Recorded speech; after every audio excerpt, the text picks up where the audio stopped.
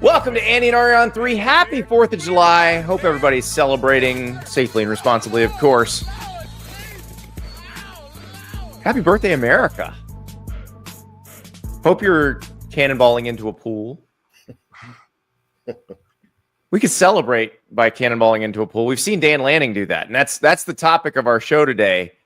The Oregon Ducks Deep Dive Week concludes with the Ducks, reigning Big Ten champs, went undefeated in the regular season, and then ran into a buzzsaw in the Rose Bowl. Revamped roster this year, though, and a mix of some very high-profile transfers, got some big-time freshmen, and, of course, a quarterback who's been waiting in the wings. Ari, this is a fascinating team. Yeah, I think that a lot of people with Oregon look at the way last season ended and then misrepresent like what the program is or where they're headed. I don't think you should read too much into what happened last year. And I wrote that column, right from the Rose Bowl. They are very talented. And the thing that I think is super exciting, and we'll get into it on the show, is that they have a wonderful mix of returning players, impact transfers, and impact true freshmen who came from the prep ranks. And I don't know if this is a fair assessment right now, but maybe it is. Is this one of the more talented teams on paper that Oregon has had? Whether or not they're ready to reach the level with some of that talent because they're very young is another question. But I think you should be very high on the Oregon Ducks this year. Well, let's talk to somebody who studies them day in, day out. Justin Hopkins, publisher of ScoopDuck on 3's Oregon site. How are we doing, J-Hop? Doing lovely. Glad to be here. Thanks for having me on the show. Excited to talk about some Ducks. And I don't know. I don't remember the number, but I know we're getting into single-digit Saturdays away from college football, and I am ready, baby. I am ready. It's very close now. Week 0 in Dublin, Farmageddon. We're exporting Farmageddon to Europe, so enjoy some Big 12 action. But we got to talk about a Big Ten team, which still sounds very weird to say, but the reigning Big Ten champs, the Oregon Ducks, and this is it's so interesting because they built this all up. They win the Big Ten. They go undefeated in the regular season. It obviously didn't end the way they wanted to. But this feels like a completely different team that has almost exactly the same expectations. Yeah, it's going to be a fun year for Oregon. And I say that just because of the fact that, and Ari touched on it briefly, this is a really good combination of a team that Oregon has recruited through the prep level and supplemented a little bit here and there with some key transfers that we'll get into, I'm sure. But now you've got guys that have been in the program for 2 and 3 years that haven't really been the guy yet that are now going to step into that role. And it reminds me, of the Saban years at Alabama where, behind every 5-star that would go on to the NFL was a 4 or 5-star right behind them that would step right in and they'd keep it rolling. And this is where Oregon might be at a point where they start doing that, because if you look at on paper, like you guys said, the amount of talent pretty much across the board on this team is really good, really good. It's just really young and unproven. So that's the wild card to the whole thing this year. With Oregon, I had them number 9, I think, in my preseason poll or off-season poll or way too early, whatever you want to call it. But when you look at what they have on this team, it's not inconceivable they can compete for win the Big Ten this year, even though people have kind of forgotten about them because of the Rose Bowl. Yeah, it's tough, right? You go and you beat Ohio State in an epic game at Austin Stadium, and then you meet them at the Rose Bowl, and it's a different Ohio State team. Like, those guys were on a mission. They clicked when it mattered most. That was a phenomenal football team, and that was the football team, Ohio State, that we all expected to see all year long. And they were really good, but they were really good when it mattered most. And yeah, it kind of, soured Oregon's season a little bit just because of the way it ended. I think, you look at Oregon's schedule this year, it's incredibly favorable. You're going to get a really good litmus test out of Oregon when they travel to Happy Valley and play Penn State to finish out September. So we'll get a really good read on this team there. Both of those teams, in fact, Penn State and Oregon, both are going to be top 10 teams. And we'll get we'll just kind of see what that team's made of. And that will kind of set us up for the rest of the schedule. Obviously, they're going to finish with Washington. That USC game is circled, I know, for both USC and Oregon fans. But like I said, outside of Penn State, you look at the schedule and it's favorable, which should give Oregon a chance to compete for this Big Ten championship once again. Let's talk about Dante Moore, because this is such an interesting situation. I'm not sure we've seen one like this where you had a guy who was a blue chip recruit. He goes somewhere, he decides to transfer, but then decides to transfer to a place where he knows he's going to sit. He knew he was going to be behind Dylan Gabriel last year and did that anyway, which it almost tells me, like, because he was committed to Oregon, flipped to UCLA at the end of his high school recruitment. It almost says to me like he realized, oh, maybe he wasn't ready to jump in and play at that level. So where's he at now? Yeah, that's going to be probably the most interesting case study. One of the most interesting case studies anywhere, right? Is he a transfer technically? Is he, because he's been in Oregon's program now for, this will be his second year coming up. How do you really qualify him? And Dante Moore, just from what we've heard so far coming out of Oregon, is that the arm talent's absolutely elite, like truly elite. This kid has a cannon for an arm, and his maturity is really well documented. Obviously, if you look at the situation that you just talked about, he knew, hey, I'm not quite ready to be what I want to be. I'm going to go get myself ready for a year and not be the guy so that I could get ready to be the guy. And so now we're going to get that taste this year. I'm truly excited to see Dante Moore. I know everyone in college football really is. There's a lot of hype around him. The greatest thing that, and we all know this, but the greatest thing for Dante Moore now is he's got weapons everywhere. It doesn't have to be, hey, Dante, go win us the game. It's, hey, Dante, just take care of the football and get it to your guys in the backfield. Your crazy athletic tight end, Kenyon Sadiq, get it to the bevy of receivers, throw it to Dakorien Moore, whatever. Just take care of the football, and we got guys around you. So that's the pretty exciting part, I think, for Dante Moore leading this offense. We saw last year that receivers, true freshman receivers, were, stars of the sport. And you can see on the NCAA cover, 2 of those freshmen are now on the cover of the video game. Can you contextualize Dakorien Moore and what's expected of him this year in Eugene? He's just got to be Jeremiah Smith 2.0. That's all. I say that jokingly, but the expectations are high. The kid flashed in the spring game. Everybody's excited. Every time there's an interview with players, mostly offensive players or defensive backs, about, hey, who performed well in practice today or whatever, Dakorien Moore's name is always thrown out there. Of course, the Ducks have the unfortunate injury to Evan Stewart that we know about. And, he's probably really unlikely to play this season. And if he plays at all, it'll be towards the end of the year. So now you're looking at Dakorien Moore in an even bigger light. Tez Johnson's gone. There's a lot of catches there to be had. Somebody's got to fill that void that Tez Johnson leaves now as he went to the NFL. I think most kind of thought Dakorien Moore and Evan Stewart would maybe share that, but now, you really look at Dakorien Moore and just all the hype around it. It's like, man, is this, Oregon's version of Jeremiah Smith or Ryan Williams? I don't know. That's a really lofty expectation. That's a ridiculous expectation, but it feels like that's kind of how people are, looking at him for this season. Well, and the other part of the offense is you lose a first-round tackle in Josh Connolly. Johnny Cornelius was a couple-year starter for Oregon at right tackle, and it looks like they've gone pretty heavy in the portal to fill those holes. They've got a couple homegrown guys at center and right guard, but then Isaiah World comes from Nevada to play left tackle. Emmanuel Pregnon probably was USC's best returning offensive lineman. They grab him out of the portal, and then Alex Harkey coming from Texas State. So how will that group kind of gel together, and how important is it that even though they haven't really played much together, they've got to get it figured out quick? That's the key. They got to get it figured out quick. And you're 100% right. It's clearly the best thing Dan Lanning could do to fill the void. He clearly saw that, hey, we're not at the level we need to be on offensive line. Let's go get some help. And you brought in 3 of the best guys you could ultimately get. I know Alex Harkey isn't talked about as much as those other 2.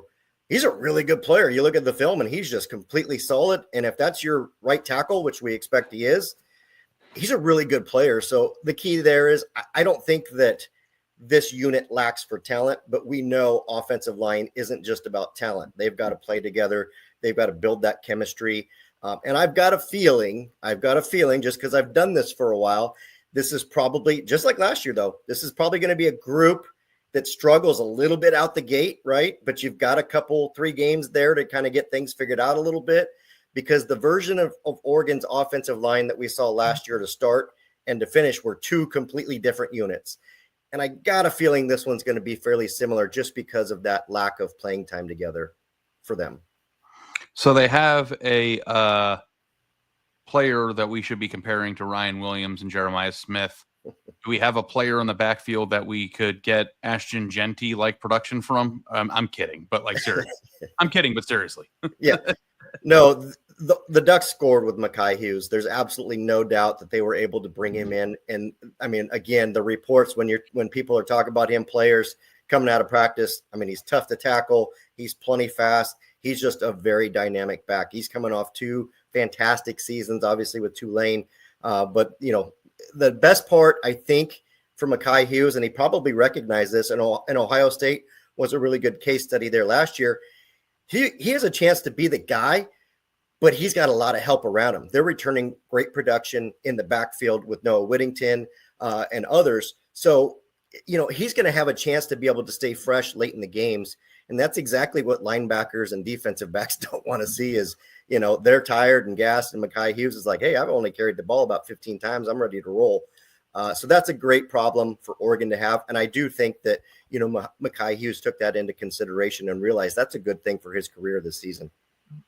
So going back to guys that Oregon recruited out of high school who aren't freshmen, though, the defense is a lot of that. The defense is a lot of older guys that were recruited out of high school. Obviously, there are some key transfers, but Mateo Uyunglele is the one I want to talk about because, you know, I'm trying to remember the last time, and Oregon had a first-round defensive tackle last year in Derek Harmon, but the last time there was a pass rusher at Oregon that scared you this much. I mean, DeForest Buckner was really good coming from the inside, but when's the last time they had an edge guy? I mean, why am I blanking on his name?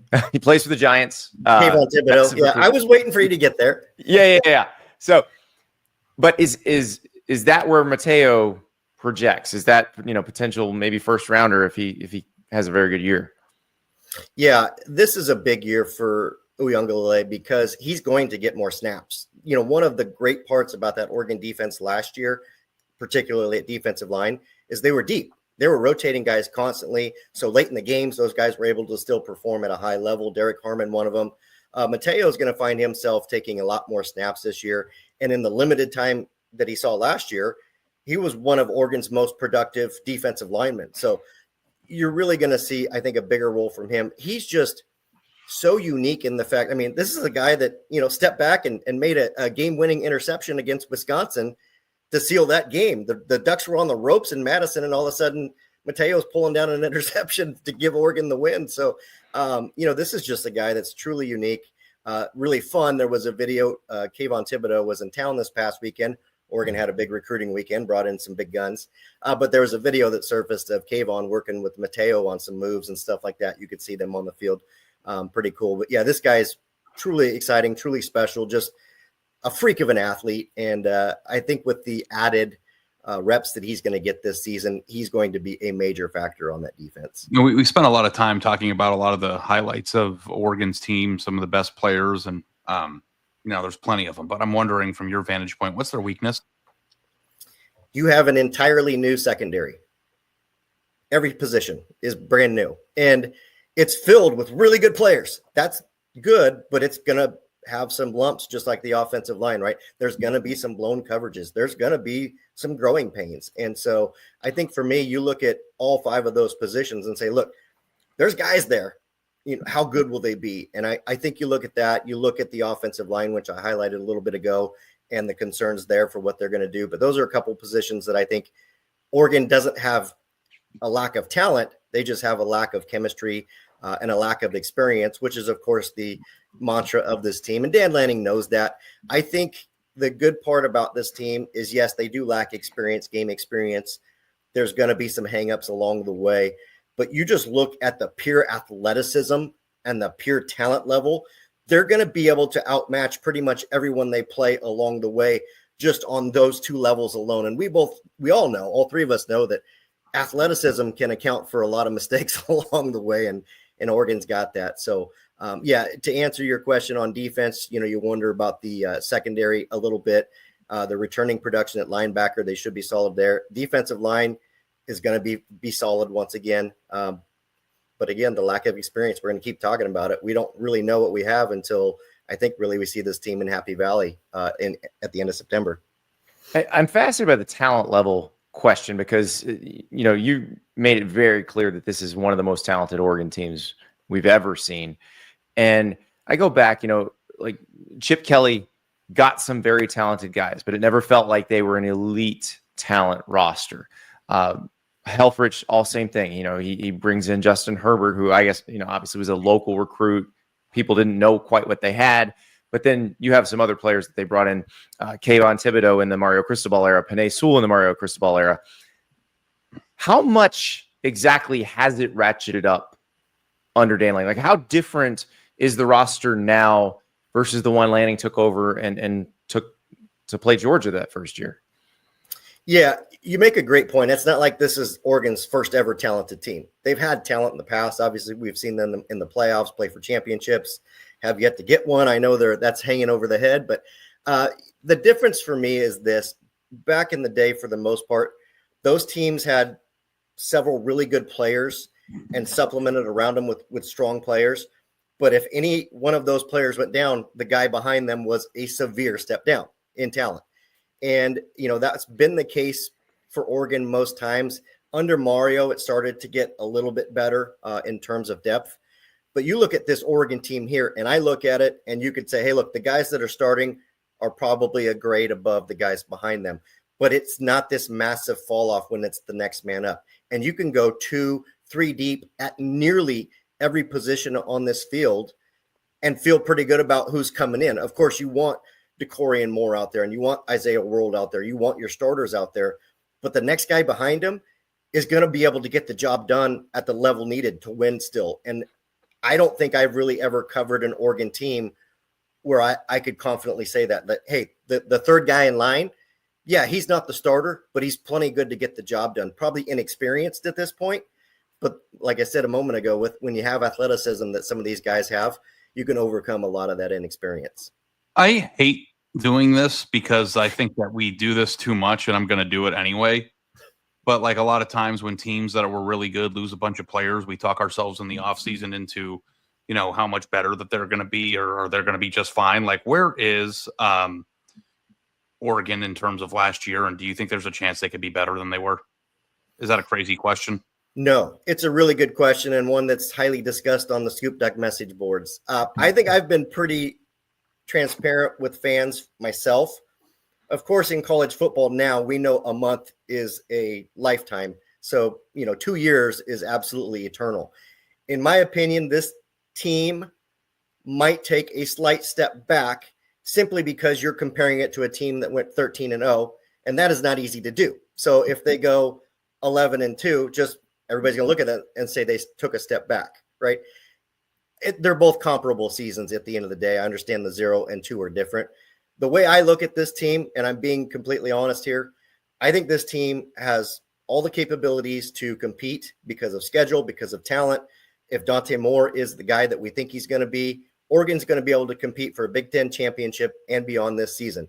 In my opinion, if Dan Lanning's able to hold it together and Dante Moore does return for that second season, you look at this team in 2 years, and I'm saying watch out. That's where they kind of reached what we felt maybe Ohio State was last year, where you've got a really good group of guys that have been in your program for 2 or 3 years or whatever and ready to be the dudes. And then you go pluck a couple of really good players to put on there and you take it to another level. That's where I see Oregon in 2 years from now, as long as they can hold the pieces together. Going to be plenty good this year, going to win 10, 11, 12 games, in my opinion, and they get into the postseason. But I look at this team in 2 years, and again, I think there's a really strong chance for this Oregon team. So how do the hardcore Oregon fans, the folks on your message board, how do they view last season? Because we've talked about in the show, if you just take the regular season, what Oregon did was incredibly difficult. But I feel like, just for folks who don't follow them that much, they just go, oh, well, they got smoked in the Rose Bowl and that was a mirage. Like, what they did against that schedule was very impressive. And I have a hard time because I don't want people to just dismiss what happened because of one game. But I'm curious about how the Oregon fans actually feel about like that. Were they how despondent were they about the Rose Bowl loss and what it meant for the future? I think most fans, at least, the level-headed ones, and we know there's fans of all kinds out there, do realize what Oregon did last year should not be overlooked. I mean, it was an incredible season. And I think really it was a season that people that cover Oregon didn't quite expect. I mean, it was a tremendous season. It's been really tough for two reasons. Yes, because of the Rose Bowl and just the way Ohio State absolutely came out and throttled Oregon. And they clearly did. They were the better team that day. There's absolutely no question about that.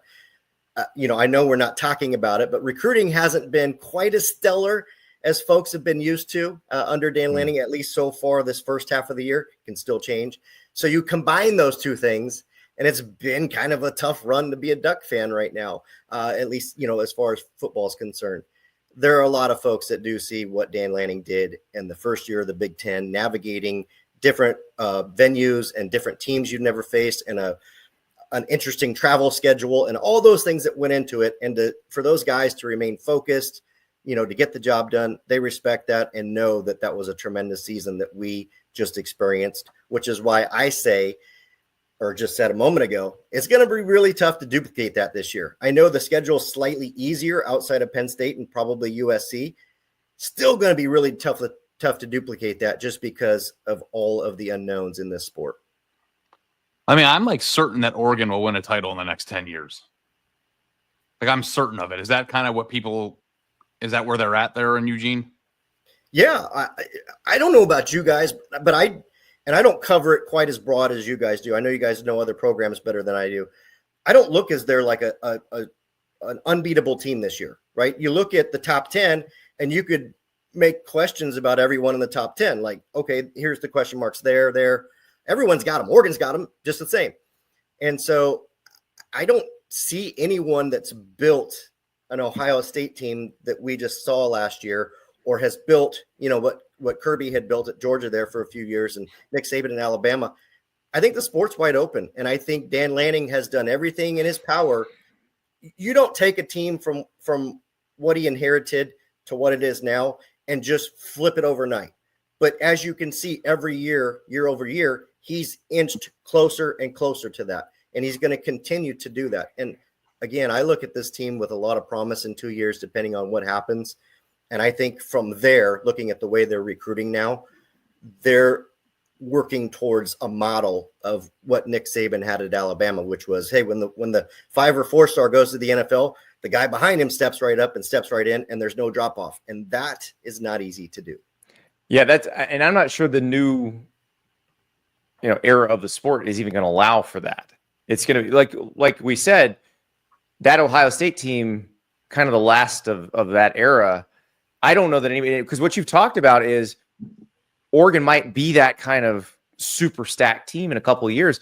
But I wonder, you mentioned the current recruiting for the class of 26 and beyond. I wonder if guys are looking at that and going, oh, well, I can't immediately play there, so I'm going to go look at some other places like that.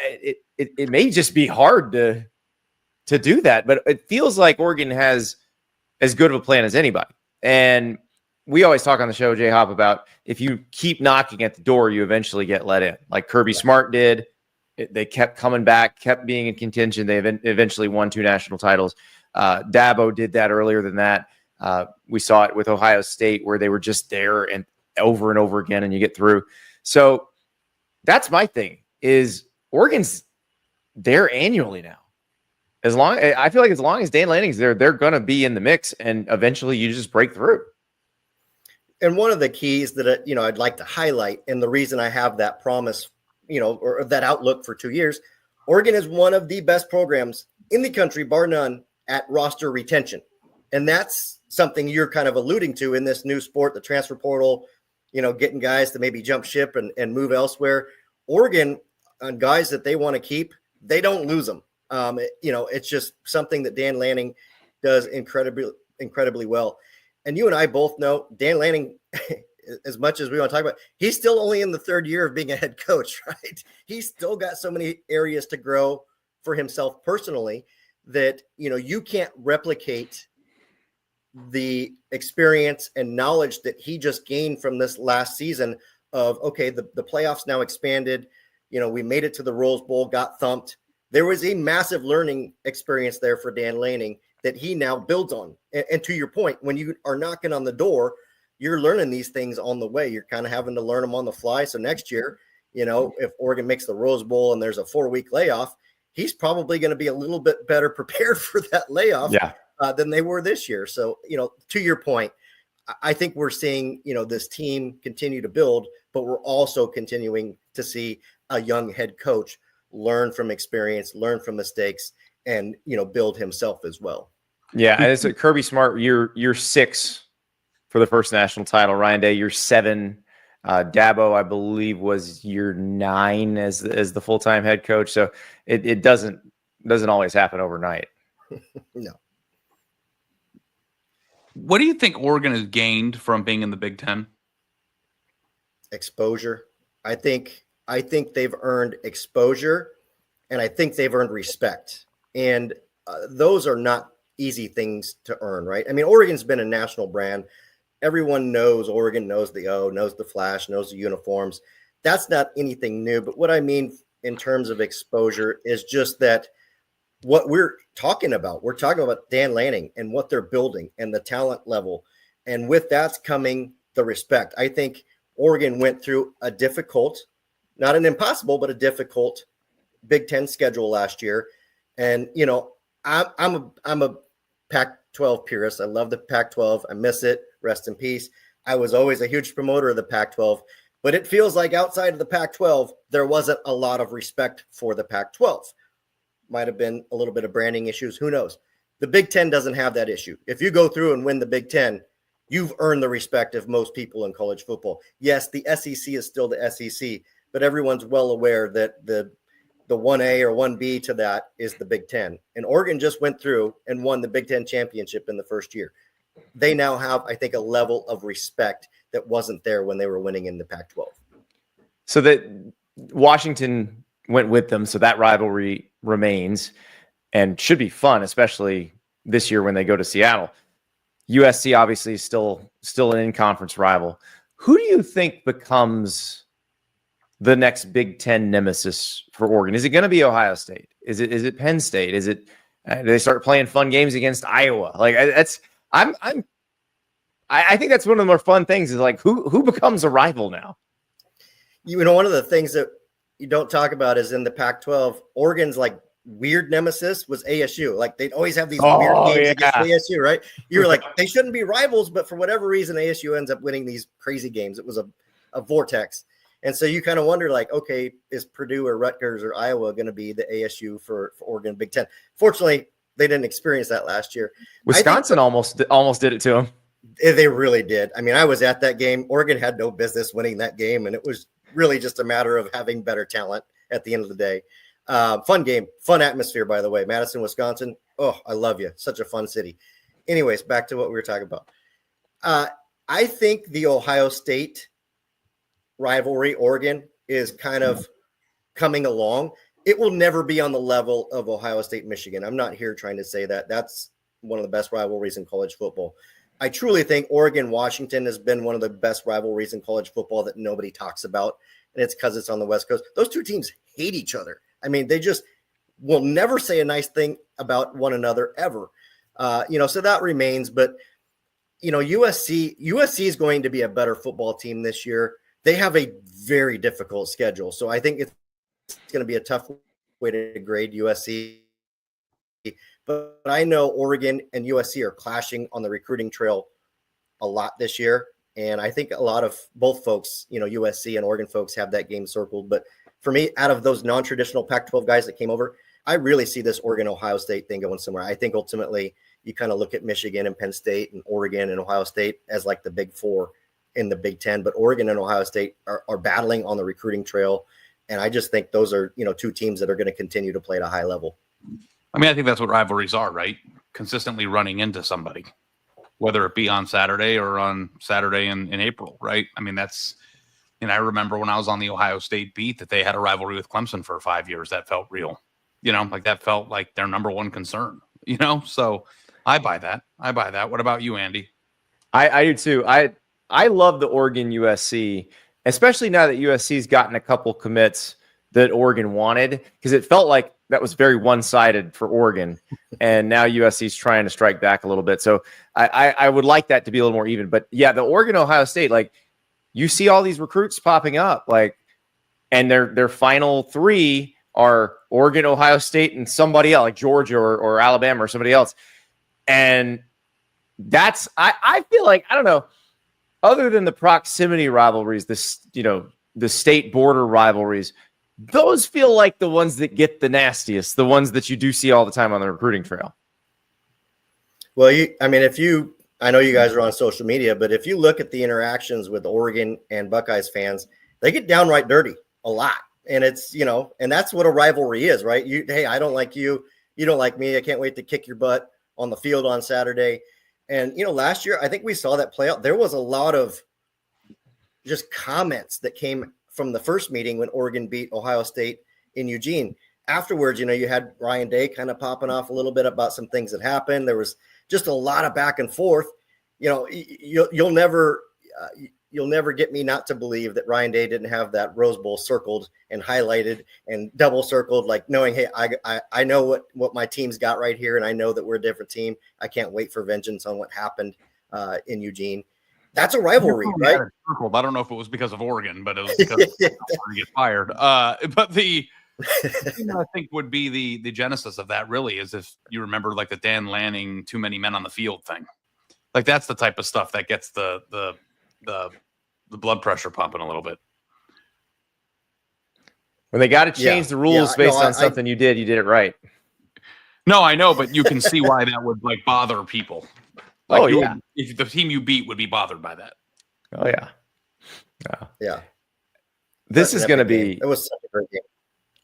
Oh yeah, and that's the thing. Like, that's what I'm wondering is, like, what's the next one? Like, they're going to Penn State this year. We're going to get to see Oregon in Happy Valley in late September. Probably going to be big noon, which I'd rather that be at night with a whiteout. But what are you going to do? I know I'm going to try to make it to that game. I know that. I can't wait. Yeah, it's going to be you'll find out the difficulty of getting to State College, which is something that the folks staying in Altoona. I booked an Airbnb about 6 months ago, and I've still got it. So okay, that's good. Ooh, nice. Well, I'll give it. I got to give a shout out to Sean Fitz, on 3, who covers Penn State. He and I are buddies, and he was giving me tips about. He goes, "Hey, just so you know, that game's going to be big. You better book because we have hardly anything out here for lodging. It's really difficult to get to. The airport's not ideal." He goes, "This is going to be challenging." I said, "Okay." Yeah. Well, I can't wait for that. I'm very jealous of you now, and might try to crash on the couch of your Airbnb, because that sounds amazing. But let me just point out, since you're going to be close, Barrel 21 Distillery and Dining. They make their own whiskey. Fantastic menu. Just throwing it out there. You're speaking my love language right now, Andy. In case I passed out on your couch later that night. That's probably the country is very underrated for food. Oh yeah, they've got a lot of really good food in that area of the country. The pepperoni roll deal going there, and they've got some, like, Penn State's got a lot of great food on its campus, but just like being the proximity to the East Coast with the pretzel. I mean, it's the snack belt. Like, there's a lot to go. Yeah, that's what it is. Penn State is where Sheetz territory meets Wawa territory. So it's pretty spectacular from a gas station front too. J-Hop, I can't wait to see what Oregon does year 2 in the Big Ten. This whole week has gotten me more pumped for the season, because we've learned a lot about all these teams. I hope everybody has enjoyed it. I hope everybody's having a great 4th of July weekend. And we will be back with you live Monday morning, 9:30 a.m. Eastern time. Big 12 meeting days are next week's. Off season's over. We made it.